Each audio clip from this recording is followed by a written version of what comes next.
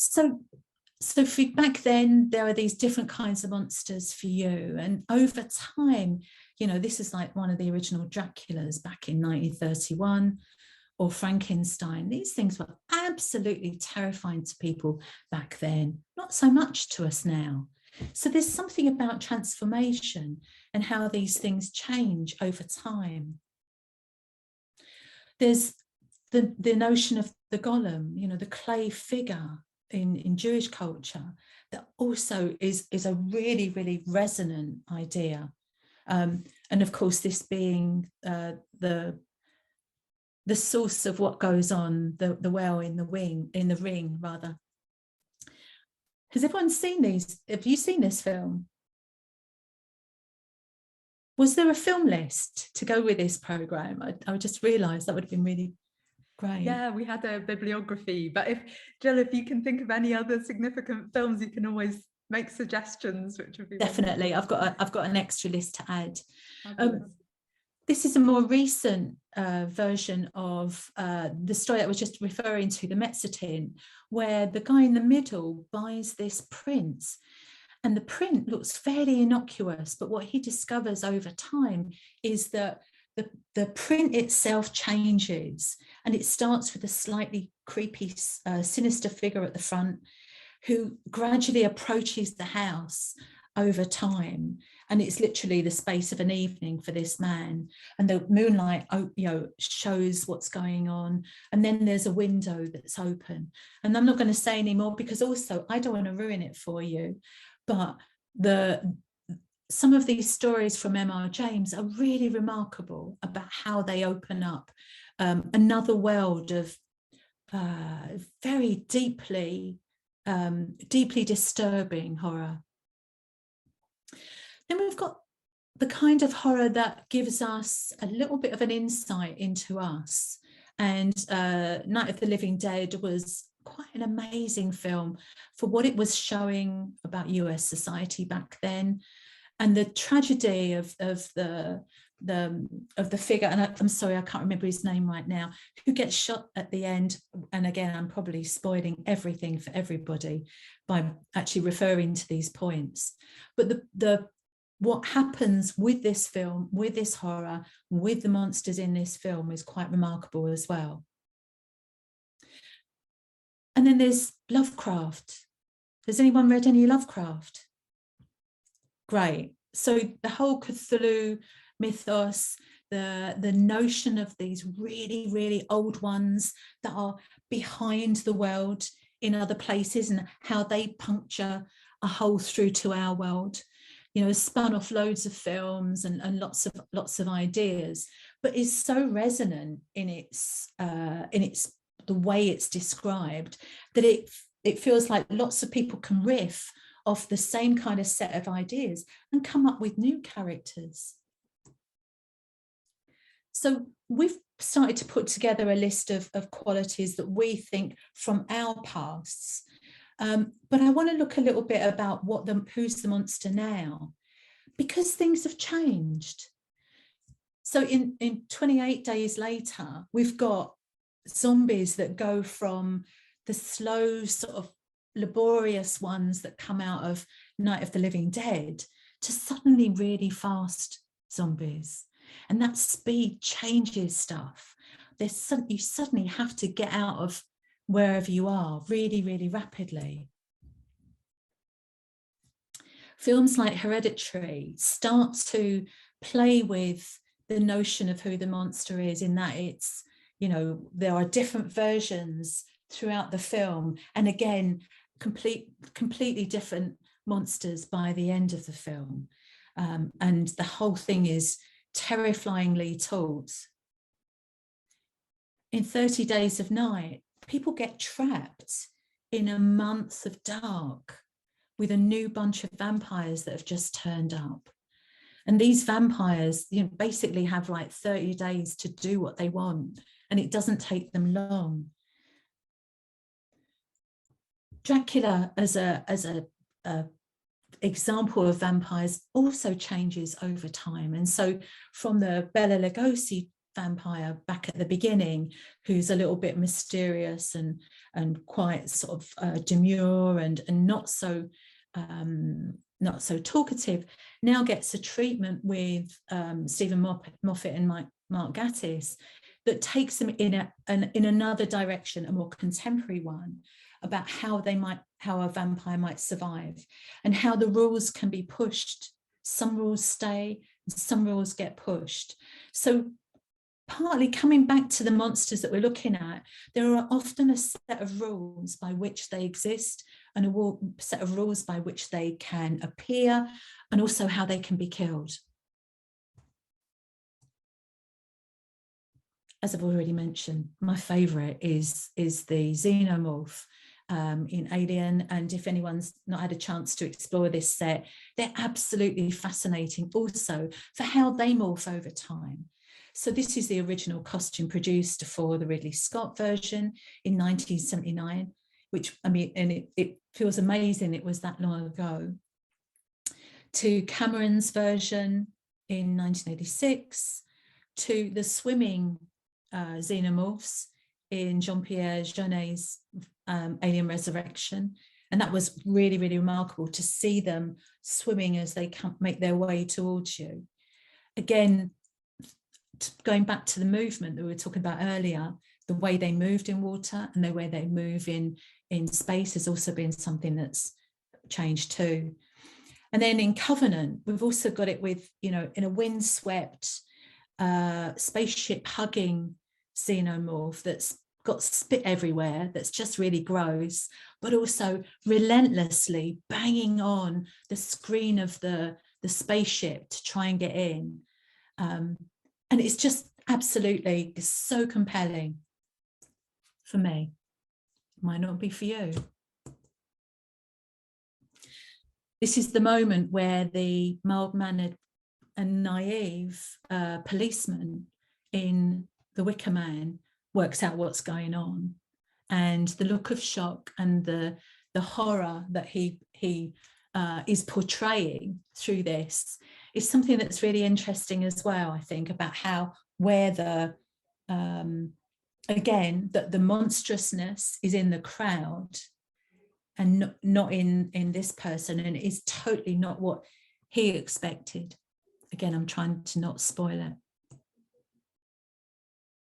Did anyone see Midsummer?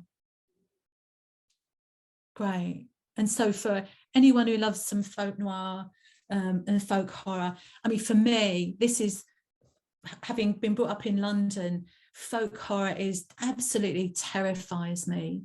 The idea of country people having this sort of veneer of being friendly, but yet on the other hand, being very, very quick to reveal something terrifying, absolutely works for me every time.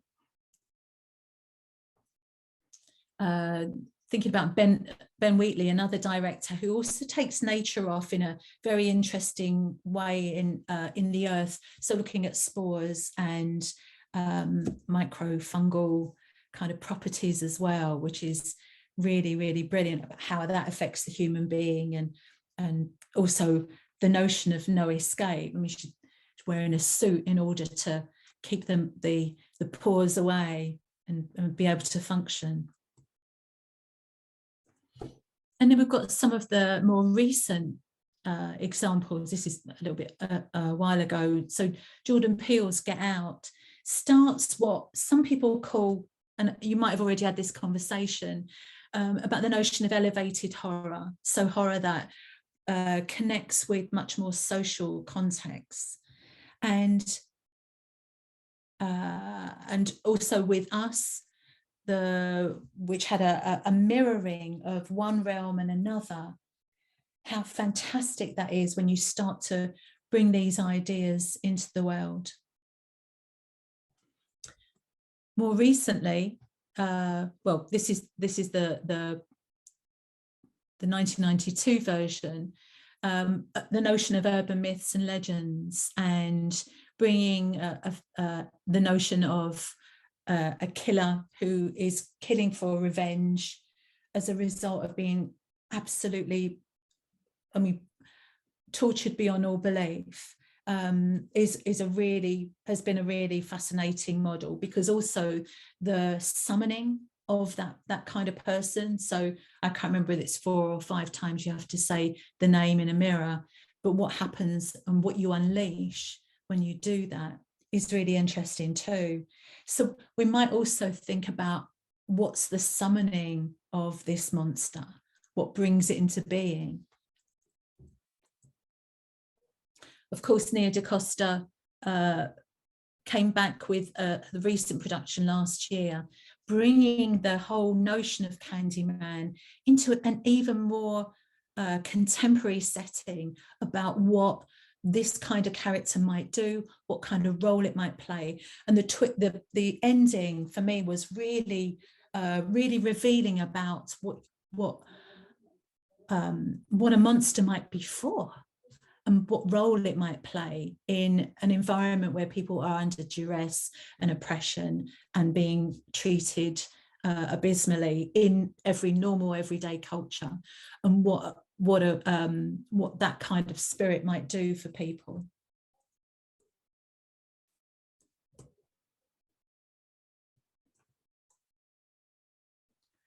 So I want to pose another thought, that we might have different kinds of monsters now, that we might be able to conceive of a form of monstering that is different to an imaginary creature, but is maybe closer. So, for example, thinking about police that kill, or thinking about the kinds of people that scream at a young girl as she's on her way to school, and actually what that means for the kind of culture that we want to be a part of. Or the kinds of people that think it's okay to storm a centre of democracy, for example. Or maybe even someone like me. Maybe I might be the monster. And again, you wouldn't know until you discovered what I did and what my monstrousness might be. So what I'd like to do for the next part of this workshop is to start to think about what might be a monster for you. Now, it might relate to the work you're doing, or just for the sake of this afternoon, you might just like to play with the idea of what your monster might be. But first, what I'm going to do is I'm going to suggest that we take a 10-minute break, and that you get a chance to just let this just simmer in a little bit about how you're thinking. And we'll come back in 10 minutes time. Say that's past, whatever time zone you're on. Does that sound okay? Brilliant. See you in 10 minutes. Have a nice break. See you in a bit.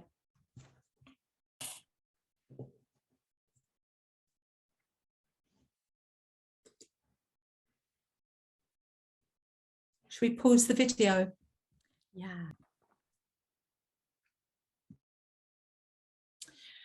So we'd sort of turned a little corner in terms of what we were thinking about monsters that exist in films and literature and stuff like that, into what might contemporary monsters look like.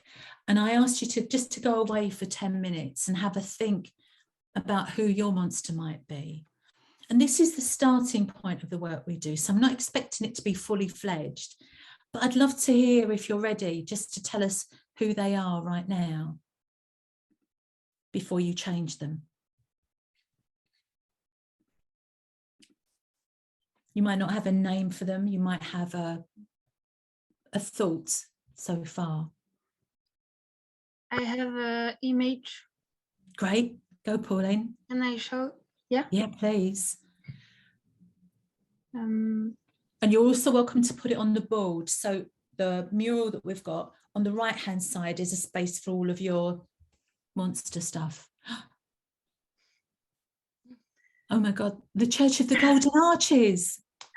So it's the monster. It even has a M, like the monster, and it's so it's McDonald's. It's when like the cathedral in Paris burned, and there was this discussion of like people wanted to like the question was like, do we reconstruct it as the same as it was, or can we improve the cathedral? Can we change things? So this is more a caricature of what it could be, but and there is also another one which is also quite so Natalia thought this was the worst. So it's a parking with cars. So yeah, I'm working on like historical reenactments. Love and it. And it's quite interesting to see this kind of reconstruction when something is like when history is burned, and Yeah. does it have to change or does it have to stay the same? And yeah. And the monetarization of Yeah. history. Yeah. Yeah. Pauline, could you drag and drop those onto the mural? Yeah. And take a little space that can be yours? Yes.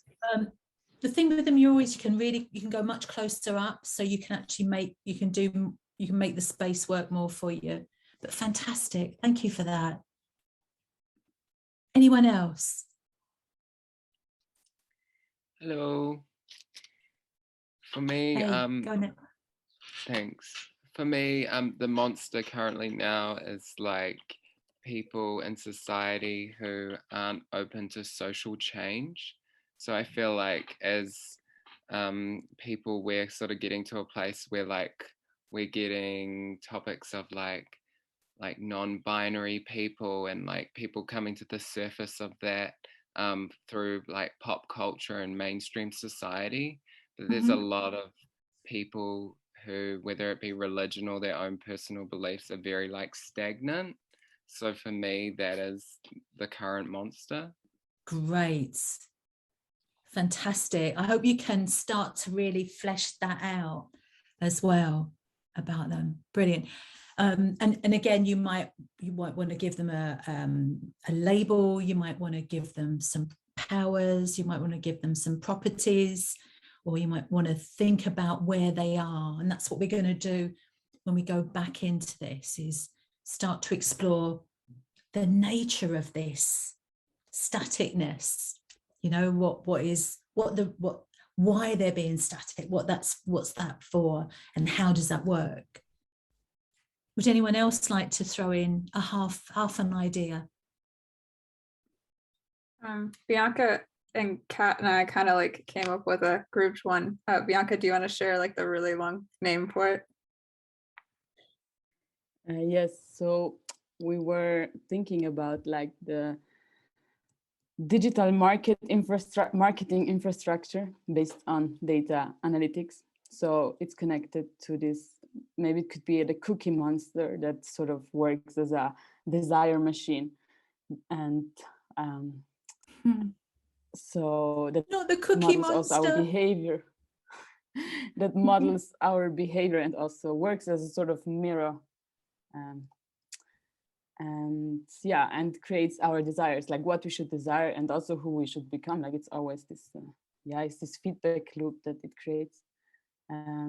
So yeah, we looked at this. Fantastic. I love the fact that you're taking some very nuanced spaces and starting to dig into them. And again, you know, you might want to do something really obvious, you might want to do something really sort of slight and subtle, you know, whatever works for you is perfectly good, because we're using this space to explore more kinds. Anybody else would like to share? Or is it all too early?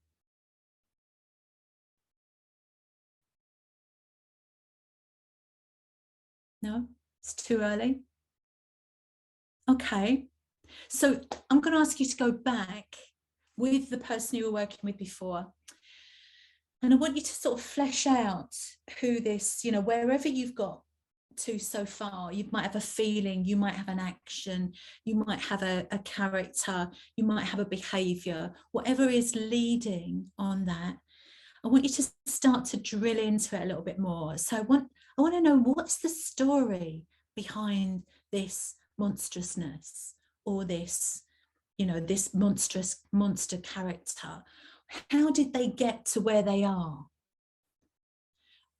And why do they act like they do? So it's like they're going to be doing things in a certain way. And it's a bit like how people have their own backstory. You know, I think in the way that I do because of my history, where I come from, what I've been exposed to. So what's made them like they are? You know, the vampire got bitten by another vampire that keeps them alive forever. I'm giving you big permission here establish whatever the rationale is, because the backstory is the rationale for why they are how they are. So why is that? Why has McDonald's taken over that building? You know, what's going on behind that? Is it like a growth? Is it like a growth, or is it an organizational thing, or is it a political thing? What is the body behind that, who are putting a red roof on the Sacré-Cœur? It's like just unbelievable. So, and what else might happen as a result of that? So I'm going to give you 15 minutes this time to take this for a walk and put some flesh on this story bones for us about why. So what's their story? What's their narrative? What are the rules here?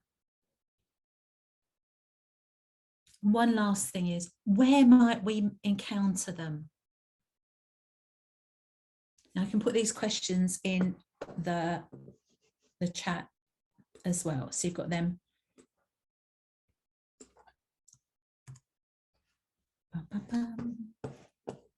Any questions?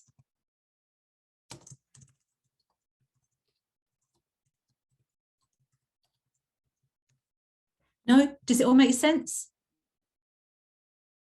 Brilliant. So with the breakout rooms, if you get stuck, you can call us in. You can call me in and I'll help you get unstuck. Yeah, if you get to a point where you go, oh, actually, I don't know what to do with this. It feels like it's a bit dumb, or it's, you know, I can't get any further. Call me in. Natalia, were you going to say something?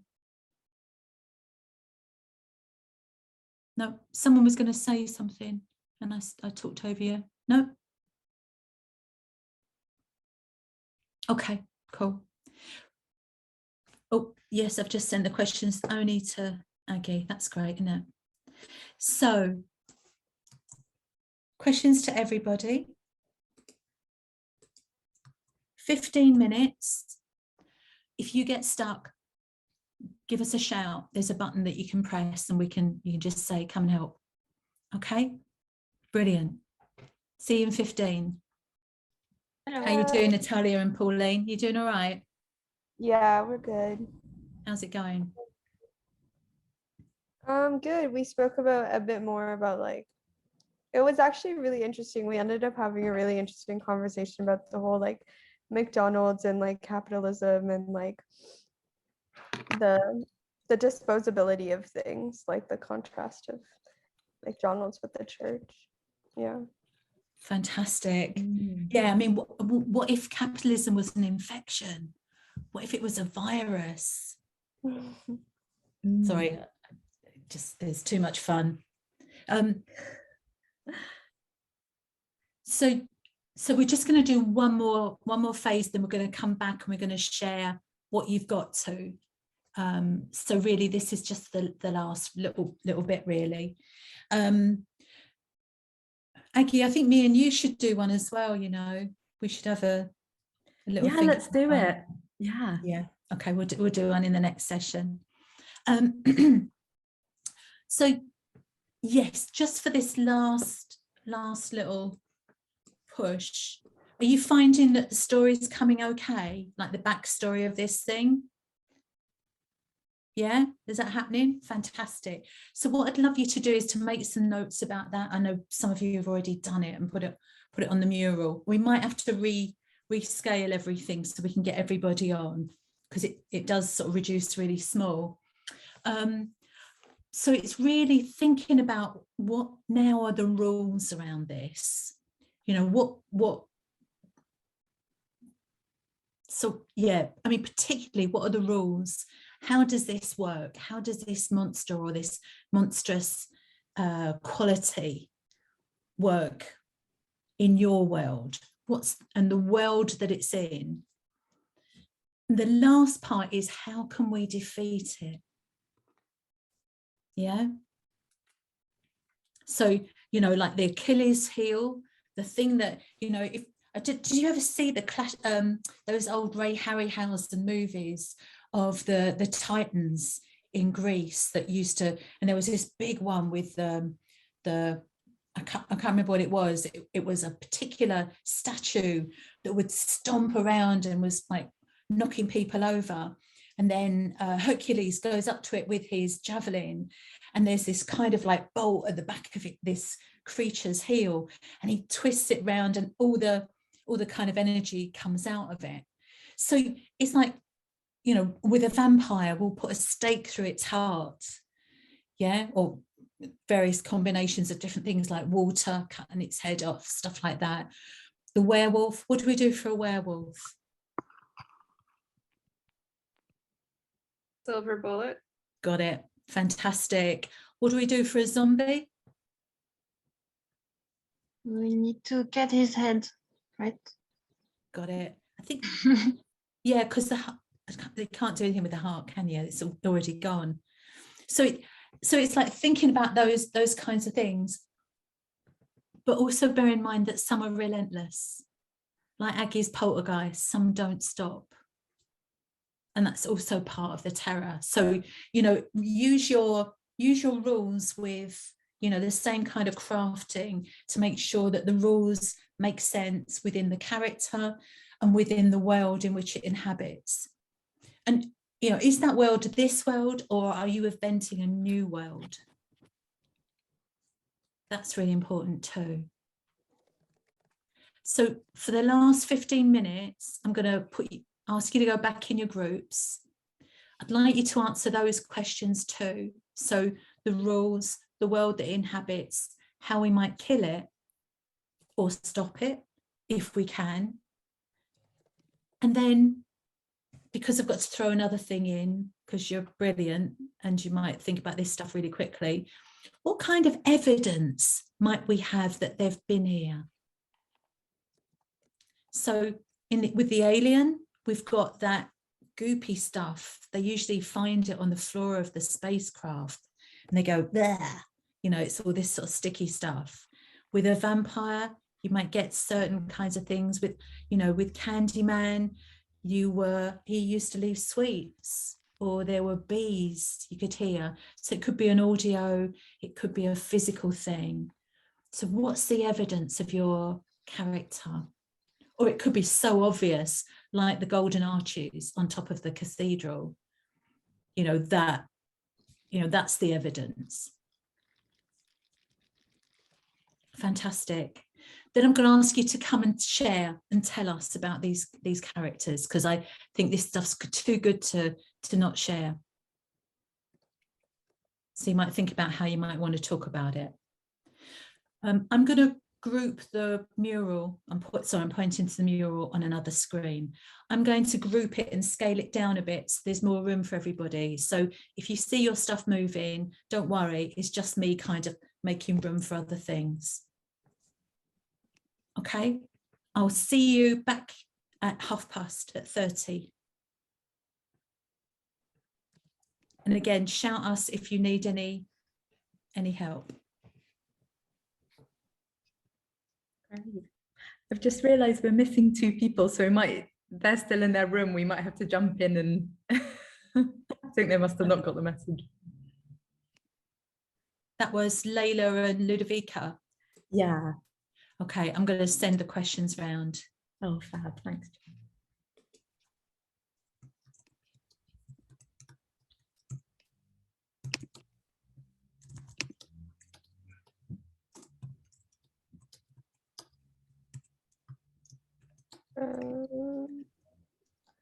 Natalia, if you go to the 3 dots where it says more, you should be able to select your, yeah. I think Pauline's come back to look for you. Oh, great, they've come here. Okay. Oh, hi. Hi. We've got some more questions for you for one last sort of definition of your character and how it works. But just wanted to check, is that backstory coming together okay? Yeah? Kind of. I mean, it's like absolutely new. So it's just great. Fantastic. So you know, when you're creating a new world or a new monster, and you might be creating it in a new world that only works in a certain way, or it might be our world. And so this last little bit is like, what world does this inhabit? And you know, what are its rules? How does it stay alive? What is it, you know, how does it work? Does it only operate, you know, in the morning? Does it only operate when it's at a certain temperature? You know, what are the kind of rules for your monster? And then the last thing we want you to do is to look at how do we stop it? Oh. Yeah, do we take its head off? Do we, you know, is it like War of the Worlds where it was the common cold? Do we have to infect it with something? Do we, you know, with Ghostbusters, do we put it in a special trap?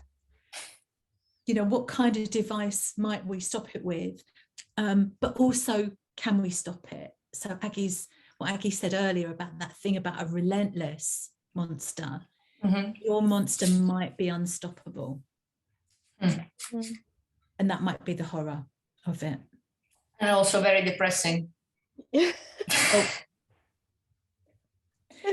Well, then you might want to twist that story slightly at the end about, you know, maybe some kind of anti-monster thing. Okay. And sorry, that one last thing as well. What evidence might we have of it existing? So does it leave breadcrumbs, footprints, goop? Does it have a mark on bodies that it's inhabiting? Okay. Great. So you've got 15 more minutes, and then we're going to ask everybody to talk about their monsters. If you can make notes on the mural, that will be amazing. So that will help you put some points down. Put any imagery you want to, make a mood board or something with it. Could you repeat one last time the last question? Yeah, the last question was, what evidence might there be of it existing? Yeah, thank you. Pleasure. Great. Thank you. Wait to hear what you've done. Be brilliant. Okay, thank you. See you in a little while. Bye. Bye-bye. Oh, fantastic. If anyone wants to take a quick 5-minute break before we start, if you need to pop to the bathroom or anything, do that now. And then if you've got anything you want to post, put this up. What I'm going to do is I'm going to save this out as a PDF for you, so you'll have a copy of this work. Fantastic. So me and Pauline spoke about 2 different things, so I'll speak about my one. Yeah.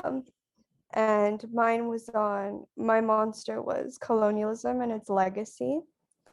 And so the narrative is one of storytelling that's being passed down through generations, where the rules are rigid and guarded.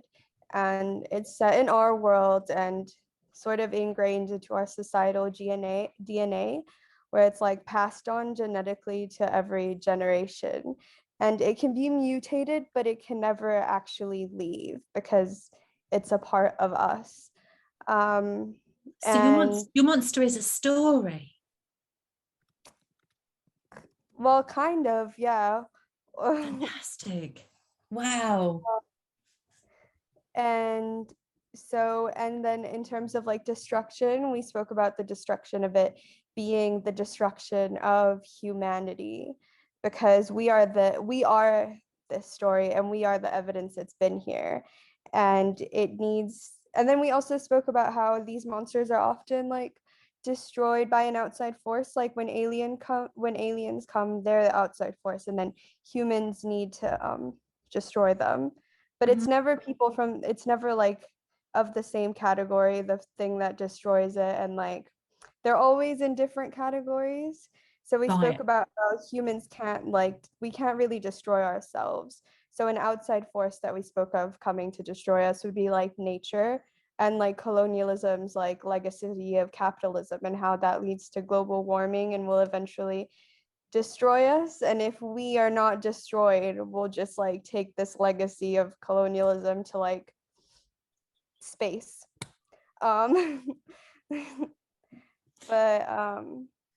Yeah, so the destruction of my monster is the destruction of humanity. Fantastic. Can you put some notes up on the board for this? I can do that, yeah. Perfect. Thank you. Thanks, Natalia. Pauline, do you want to go next? Yeah, so we talked about this destruction that is not possible by humans. Even like for McDonald's, it will never happen that humans decide to destroy McDonald's because it's such a big part of us. So we talked about outside force that would come, like meteorites that would destroy all the McDonald's. But we said like the idea of the McDonald's will stay in the people's mind. So they will actually recreate McDonald's. It will become like kind of zombies. So with the question like what does it leaves? It leaves the idea of reconstructing the same thing. Yeah. Brilliant. And is it of this time, or is it in the future, or is it, what world is it? Now it's like super, it's like a capitalist time, so it's this time, but it's a time that will never end, even if meteorites are coming. Cool. Yeah. And can we stop it? Can we stop what? The meteorites? Yeah. That's a good question. I don't know, maybe. Maybe, but yeah, even if it happens, then it will be reconstructed the same, so it doesn't hurt that much the way we see the world, because we're gonna build it again the same.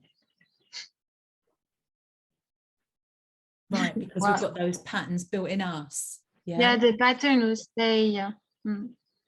That's interesting, that we're the relentless ones. Yeah, not the monster.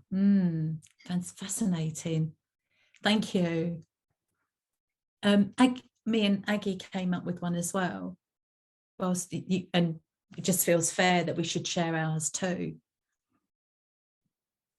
Yeah, is that right, Aggie? Yeah, of course. Yeah, do you want me to talk about the little journey we went on?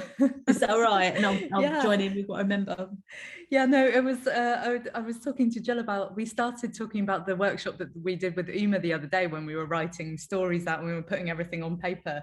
And I realized, probably because of the time of year, loads of the things I've written about were associated with tax, because it's at the end of the tax year. And I was like, oh, this is so, this is so upsetting that this is what I can't think beyond this thing. And then Jill and I were saying, wouldn't it be interesting if there was something that took a tax, a different kind of tax, like an energy tax or something, because that's sort of how we both felt thinking about doing the taxes. And so then it sort of developed where we were thinking, yeah, maybe something it might happen slowly over time. So you might look in the mirror and recognize slight changes, but that's similar to aging. And we were sort of wondering what this monster might look like, and perhaps perhaps we're being farmed and that it's taking our energy, and there might be like recognition signs that we could find from this sort of. And we don't, like you don't know, you might suddenly realize you haven't got a finger, or you might, those kinds of things. And you that thing about not knowing, and particularly over lockdown, where someone that hasn't seen you for ages might notice the change, but you haven't, and they're shocked because they've seen it in you. Oh, and then we were talking about what kind of indicator, what evidence might be, and talking about maybe it starts off as a mole, but actually it's a tattoo that looks really, really trendy and really interesting. And you see lots of people in clubs with it, but actually it's a sign of this thing taxing you. And we got scared. I think, it's just great to play with it as well. Who would like to go next? I can go for our group. So we kind of we went all over the place, really, but so we started with like the origin story of this monster, going way back to like the US military was one of the first, like, invented the primitive internet as the ARPANET, which then like has, like, I guess we could frame it as like the Stranger Things with the upside down, has ripped a fabric into a new reality that we didn't really know too much about. And then like the FANG companies, Facebook, Amazon, Apple, Netflix, Google, have then like evolved these monsters kind of coming out of it, and has then since released them. Unfortunately, this monster is terribly ruthless, and it's like very parasitic, and also like we sign contracts with it all the time just by entering a website. Unfortunately, we can't live without it. So it's a lot of like selling our soul situation. There's a little bit of protection we can use. We can use VPNs, we can use ad blockers, but they're not like, you're still signing these contracts and like you can't really escape from it. Love it. So, yeah, when trying to think of how to really defeat this monster, we really struggled, but then we were like, maybe this is a Mothra Godzilla situation where we got to like make a more controllable monster to then defeat the monster, but then the controllable monster will probably get out of control, and then it just never ends. We just have to keep making monsters to like attack this monster, unfortunately. Until maybe we become so oversaturated with like stimuli and information that we end up getting killed, or a virus ends up getting unleashed and everything gets wiped out. But then at the very end, we were then like, because every horror movie needs like an unsettling ending, I feel like, maybe this kind of monster has always existed. For example, the Wood Wide Web still exists in nature, and so maybe the seeds of the monster will continue to grow even if we do defeat it in an unsettling way, with how fungi control a forest and behaviors like that. Brilliant. Yeah. Fabulous. I want to see it now. I want to see it developed. Brilliant. Thank you for that. And so in terms of feedback, everyone, it'd be really great if you've got any questions for any of these sort of characters that we're developing, because sometimes just in your questioning, you can help us to sort of, enrich a part that we've not really thought about yet. So please feel free just to unmute and ask a question when we do this. Fab. Thanks, Lindsay. And that was you and 2 others, yeah? Great. Bianca and Kat. Okay, brilliant. Is there anything, Bianca and Kat, you wanted to add to it, or? No, we wrote everything down actually, so I think, great. Yeah. And it was brilliant, fantastic. Okay, who would like to go next? I can do and present our actually 2 monsters that we created with GIMs. but unfortunately he has to leave. So I will present both of them. Brilliant. So take your time, don't rush. okay. So the first one, we actually created one monster that you can meet like in the rural area of the like country, and the other one is the second one you can like meet maybe like in the city. So the first one names is Musa, the sheep farmer, who is preferably older than 60.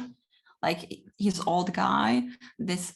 And he has his like sheep farm, preferably somewhere in a rural part of the country. And his views are mostly like conservative. He doesn't like change. He wants to protect his own like understanding of world, and he's just creating his own fantasy. That's why he doesn't like any news like from the outside world, because it's like disrupting his own fantasy, and he's like afraid of this change. And he's just trying to create his own like sort of fictional world, but that might be like terrifying from people outside of his farm, because it's just so like maybe scary for people who grow up in the cities or outside farm or outside conservative families. And his evidence would be like that you can smell like the sweat and dirt and also animal blood on him, and you're sort of afraid of his existence because it like so connected to the life on farm that you just don't want to meet him. And what we actually came up with the idea, if you sort of have enough, if you're strong enough to like put him in like in a really expressive environment or love expressing environment, then he will sort of become, or he will transform into fluffy sheep. And also if you try to put like makeup on him, so yeah, because sheeps are fluffy and nice, so he will become just like fluffy animal like in the city, which would be nice. But you can also try to defeat him with makeup, because makeup is acid for him. So, but it's not like 100% effective like with makeup. But does it weaken his powers? It weakens his powers, but then you have to run for your life. So Brilliant. It's up to you. If you're a good runner, then you don't need to have makeup. If you're a slow runner as me, you have to put makeup on him. And the second boss that we sort of came up, the boss that you will probably like meet like in the cities, is Bitchy Boss. We don't came up with a name, it's a description.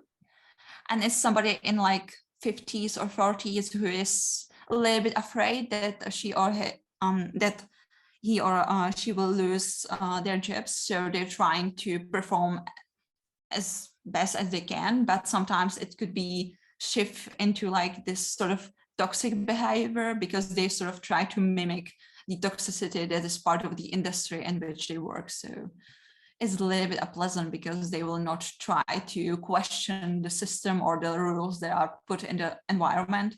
So if you try to like ask them something, they will just ignore you or shout at you, because you are not in the position to ask anything. And the evidence is like odor of cheap perfume, and also this very strange like combination of cleanliness, but also these sweat stress, or when somebody is like a little bit sweaty because of the stress, but still he or she is clean. And also the residue of makeup or something, they will have too bright lipstick for their position, or maybe wrong like foundation shape, wrong. So, and you can you have to just basically ignore them, and they will just shrink and shrink and shrink to small like bacteria that you can defeat. But it's quite hard to ignore them, so it's up to you if you can do it. Fantastic. But it is possible if you can resist giving them your attention. Amazing. Oh, these are fabulous. Thanks everyone. We really I just love the little things you're tucking into these characters. They're really brilliant. Sorry, Veronica, is there anything more? No, I think that was all. That was the end. And actually the most terrifying thing is that they are part of everyday life, so they are not part of the horror realm. So you're just basically meeting them like everywhere. It's like impossible to live without at least one encounter with them, which we thought is the most terrifying aspect of their existence. Absolutely. I wonder if there's like a genre that you've just invented, which is just like normal, but that normal being horrific, a bit like normcore for clothes, and how that kind of developed, but this is like normcore for horror. Yeah, we also thought about it because it's a little bit, it's not very nice gesture to like present somebody as a monster, or like to say, okay, this type of people, because they are stressed, they are monsters.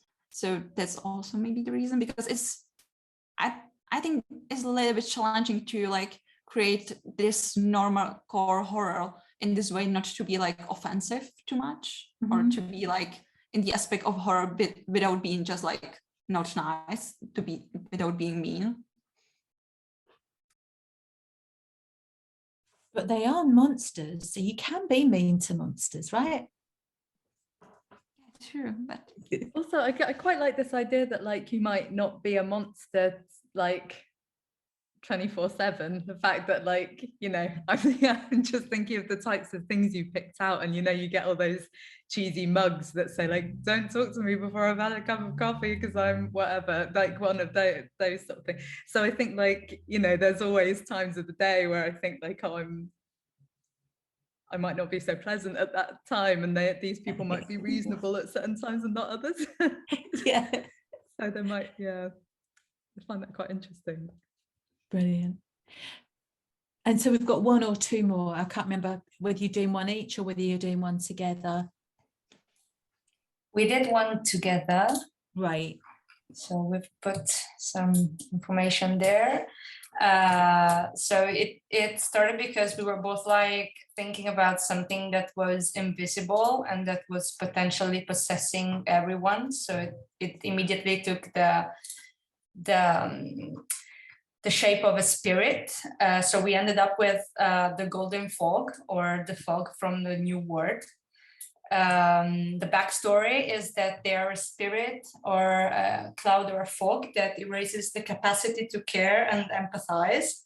And it was born during the beginning of cartography golden era, the colonial age, because it's like there is this substance that is normally released through the pores of the perpetrator of a violence that it's exploiting another being. And at that time, in a very short amount of time, there was an accumulation of this substance in the air that got generated because of the colonial violences. And so from this accumulation, the spirit, the entity was summoned, and it got spread around the world along with the commercial trades that started in that moment. And the substance creates like this fog that goes into the brain and obstructs some like neurologic canals for receptors for care and empathy. So basically the spirit, the fog, strips minds from their own spirit and makes them indifferent to violence towards others. And it can attack everyone that is contributing to systemic violence, and it really doesn't spare anyone. It can possess everyone, and it owns people by making them unaware of their privileges and making them eager for more power, either for apparently good or bad purposes. It really doesn't matter. It's just individualism, and it generates like also a fog of information and stimulations that in the end desensitize you. It is in our world, and we might encounter it, like triggering things can be the consumer of products that carry a story of exploitation, or consume narratives that are enforcing dominant violent dynamics and perspectives. And the more you consume these goods, the more your mind gets fogged and separated from sensitivity towards violence. And it's not possible to completely stop it.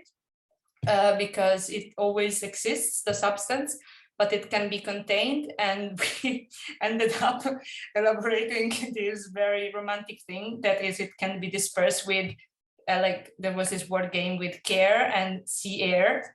that is like this wind that happens when enough people are openly talking about it, and therefore inspiring others to care and act compassionately and consume things that are not carrying marks of its actions.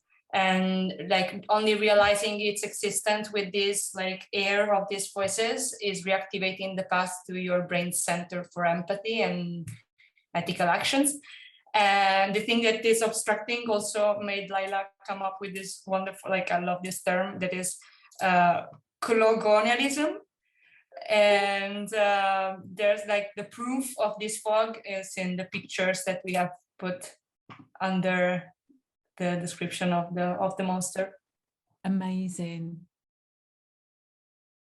That's fantastic. So just looking at the photos and how that pulls the idea together so well. Well, thank you so much for just digging into those ideas and taking us all for a little journey this afternoon. It's been so delightful to hear your monsters and to hear, how you compose something new that didn't exist 2 hours before. And I hope you get to play with this format, to think with your own projects, whether it works now or it might work, as you work, carry on your research, that you might embody something as a storytelling device to help you communicate really, really complex stuff that you're trying to do, but also to embed into that storytelling, the sense of horror, as we're all sort of like laughing at some of the things you're saying because we're all so freaked out by it. The thought that those things might exist can really touch us when you take us for a little journey. We've got a couple of minutes left, and I wonder if there's anything you wanted to say about what you've been looking at, or if we put these monsters out into the world for other people to find them, where would you put them?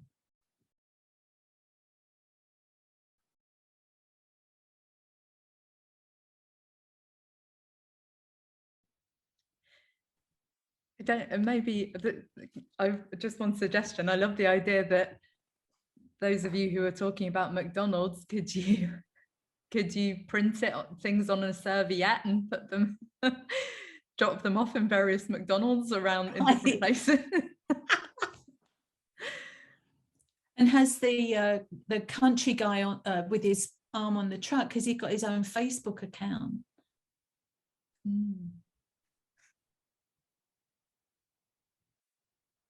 Maybe yes, but it will seem as fake account, so it will be not like presentable Facebook account.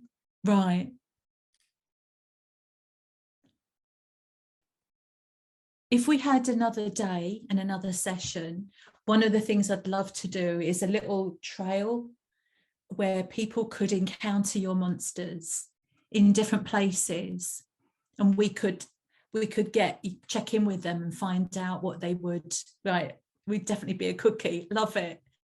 And it's like how we might embed those characters in the world now, and what people might do when they encountered them. Yeah, I love it. You'd be a cookie. Brilliant. So that's it. Thank you so much for piling in and joining in and playing with me this afternoon. It's been a total delight. And yeah, if I ever notice anything weird about McDonald's, I know who's done it. That's brilliant. I wish you lots and lots of luck with your research and whatever you're doing. I've been asking Aggie if I can come back and join in on a crit or a presentation or something, because I'd love to see what you do. But I just wanted to say thank you so much for playing. Yeah, Jill, thank you so much for your time. I think there's been some really amazing outputs from this that we'll definitely refer back to. So thank you. And well done, everyone, for writing such interesting, otherworldly, monstrous stories. Absolutely terrifying stuff. And I'll send Aggie a copy of the a PDF of the board. I'll restructure so everything's on it, but I'll send you that PDF so you've got a copy of what we've done today in this form. But brilliant. Thank you. Wonderful. Thank you so much, and be in touch. Thank you. See you Thank you soon. very much. Pleasure. Thank Take you. care. you.